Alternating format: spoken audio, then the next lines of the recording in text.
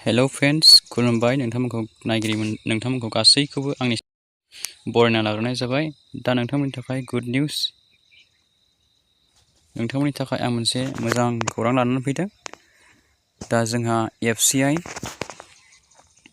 होनब्लाथ' नोंथांमोनहा मिथिखायो, जोंहा फुड कर्प'रेसन अफ इन्डिया बेनिफ्राय नोंथांमोननि मोजां खौरां ओंखारना फैदों। जोंहा FCI निफ्राय गोदान साख्रिनि भेकेन्सि ओंखारना फैदों।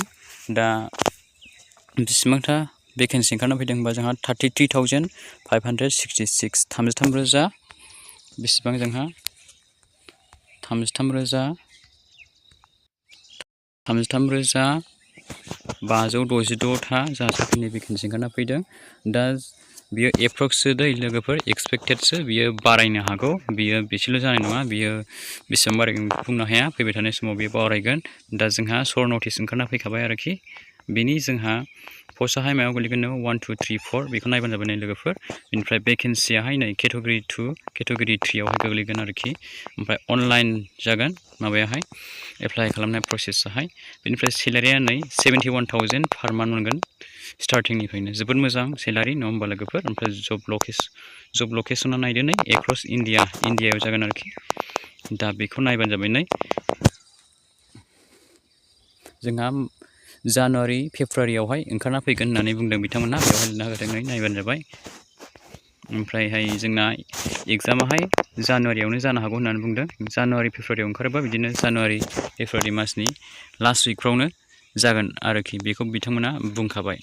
दा जोंहा बेखौ नायनानै लाबानो जाबाय लोगोफोर। नै बियो जन वाइस, बेहाय केटेगरि वाइस रानदों बे सर्ट नटिस, बेखौ नायबानो जाबाय PDF फाइलखौहाय। बेखौ स्क्रिनशट खालामनानै नायनानै लानो हागोन नोंथांमोना। नै जोबोद मोजां दङ नै गावबागाव manager, general manager, ACS manager, डिपर्ट मेनेजार, QC मेनेजार, मुभ मेनेजार, हिन्दी बेबायदि दंजोबो नै, engineering manager, civil manager, EM बेबायदि दं आरोखि। दा बेखौ नोंथांमोना नायना लाबानो जाबाय जन वाइस। आं बेखौ खिन्थाहरबाय थाला, नोंथांमोना चेक खालामनानै नायबानो जाबाय। दा बेखौ खिन्थाहरबाय थायोब्ला भिडिअआ जोबोद गोलाव जागोन, बेनिखायनो आं खिन्थाहरबाय थानो सानला आरोखि। ओमफ्राय नै बेहाय केटेगरि 2 आवहाय 6,221 जन भेकेन्सि दं। ओमफ्राय केटेगरि 3 आवहाय जोंहा 27,345 जन पस्ट दङ। टटेल जोंहा भेकेन्सिया 33,566 था आरोखि। बेखौ नायबानो जाबाय नै नोंथांमोना। ओमफ्राय माखासे पेमेन्ट होनदों आरो बिसोरो पेमेन्ट दानांगोन अनलाइन एप्लाइ खालामनाय समावहाय। आनरिजार्भ OBC EWS आवहाय 800 पेमेन्ट खालामनांगोन आरोखि। ओमफ्राय SC ST केन्डिडेट्स PWD ओमफ्राय फेमेल बिथांमोना निल आरोखि, थाइसेबो पेमेन्ट खालामनाङा, बेखौहाय नायनानै लाबानो जाबाय। ओमफ्राय इडुकेसनेल क्वालिफिकेसना नै मेनेजार जेनेरेलनि थाखाय नोंथांमोना ग्रेजुवेट पास जानांगोन। ओमफ्राय 60% मार्क्स थानाय जानांगोन, नङाब्ला CA ICWA CS गोनां जानांगोन आरोखि। ओमफ्राय मेनेजार डिपर्टनि थाखाय नायदो नै 60%आथ' जोंहा थाथारनांगोन, ओमफ्राय ग्रेजुवेट पास जाबानो जागोन, बेखौ नायबानो जाबाय नै। मेनेजार मुभमेन्ट बेबो एखेयानो सेम। ओमफ्राय मेनेजार एकाउन्ट्स बिनिया एसे आलदा नै चार्टार्ड एकाउन्ट्स अफ इन्डिया बेबायदि जानांगोन, नङाबा कस्ट एकाउन्ट्स अफ इन्डिया बेयाव थानाय जानांगोन, नङाब्ला नै company secretariats of India BCom जायखिजाया इउनिभारसिटिनिफ्राय बेबायदि गोनांबाबो हागोन। ओमफ्राय post graduate MBA degree diploma गोनां बेबायदि जानांगोन आरोखि। ओमफ्राय मेनेजार नै टेकनिकेल लाइननिखौ नायदो BSc पास जानांगोन एग्रिकालसारावहाय। ओमफ्राय BTech डिग्रि गोनां BE डिग्रि गोनां साइन्सनिफ्राय जानांगोन आरोखि। ओमफ्राय नै manager civil engineer degree in civil इन्जिनियारिंनिफ्राय जानांगोन, डिग्रि गोनां सिभिल इन्जिनियारिंनिफ्राय। ओमफ्राय मेनेजार इलेक्ट्रिकेल मेकानिकेल इन्जिनियारनाव नायदो इलेक्ट्रिकेल इन्जिनियारिं मेडिकेल इन्जिनियारिं थानाय जानांगोन, डिग्रि गोनां। ओमफ्राय मेनेजार हिन्दीयाव नायदो मास्टार डिग्रि थानाय जानांगोन आरोखि। ओमफ्राय 5 years एक्सपिरियेन्स थानाय जानांगोन, जायखिजाया हिन्दी ट्रान्सलेसन बेबायदि लेंगुवेजावहाय आरोखि। बेखौ नायना लाबानो जाबाय। ओमफ्राय नै इयार्सआहाय बिथांमोना मेनेजारनिखौ 28 yearsसिम इलिजिबोल जागोन होनदों। ओमफ्राय मेनेजार हिन्दीनि थाखाय 35 yearsसिम इलिजिबोल जागोन। ओमफ्राय जोंहा माखासे एज रिलेक्सेसन दं। OBC बिथांमोननि थाखाय 3 years, SC ST केटेगरिनि थाखाय 5 years। डिपार्टमेन्टेल FCI इमप्लयिज जायफोरा FCI यावहाय खामानि मावखानाय बिथांमोननि थाखाय 50 yearsसिम बिथांमोना इलिजिबोल जागोन आरोखि। ओमफ्राय PWD जेनेरेलफोरनि थाखाय 10 years, PWD OBCनि थाखाय 13 years, PWD SC ST बिथांमोननि थाखाय 15 years बेबायदि एज रिलेक्सेसन होनाय जागोन, बेवहाय लिरना होखादों नै।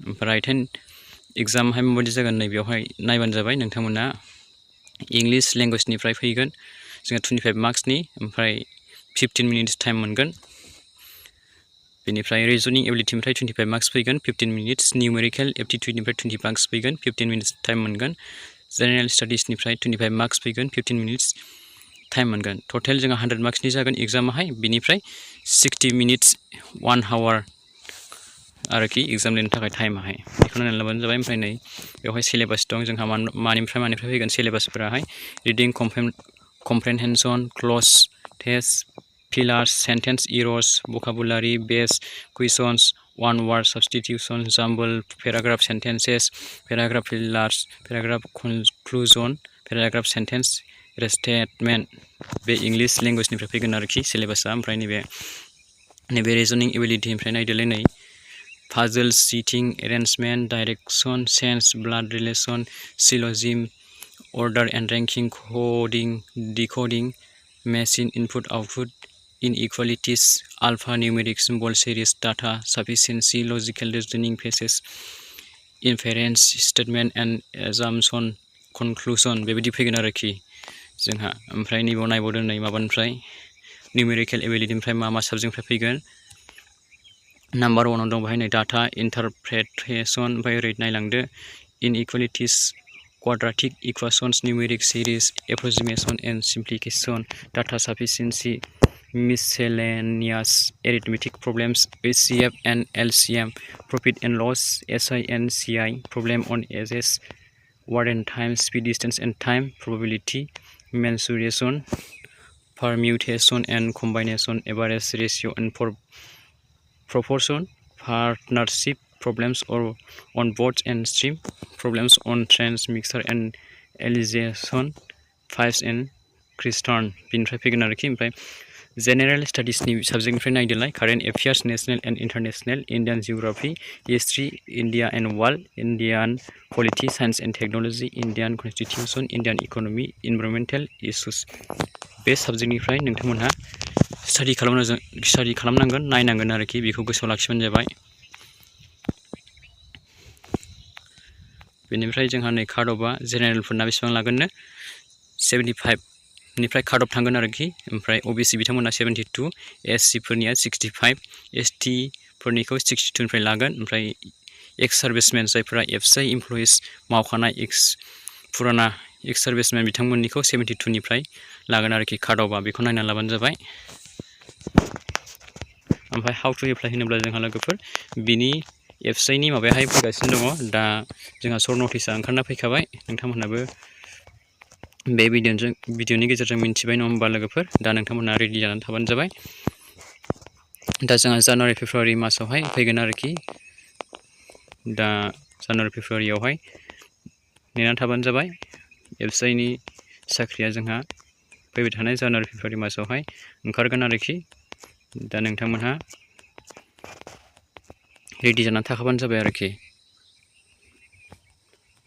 थ' लोगोफोर बिदिब्ला भिडिअखौ एसेखिनियावनो फोजोबनो सानबाय नेक्स्ट भिडिअआव लोगो मोनगोन नोंथांमोना भिडिअखौ नायनानै मोजां मोनदोंब्ला लाइक खालामबानो जाबाय आरो हाजासे लोगोफोरनो शेयार खालामनानै होबानो जाबाय जाहाथे बयबो मिन्थिलायो आरो एप्लाइ खालामनानै लानो हायो आरो जोबथारनायाव आंनि मोनसे गुरै रिक्वेस्ट नोंथांमोननिसिम नोंथांमोना आंनि चेनेलखौ बयबो साबस्क्राइब खालामनानै लाबानो जाबाय जाहाथे बे चेनेलनि गेजेरजों नोंथांमोना गोदान बेबायदिनो आपडेट्सफोर मोनबाय थानो हायो thank you for watching nice to meet you see you again bye bye and tech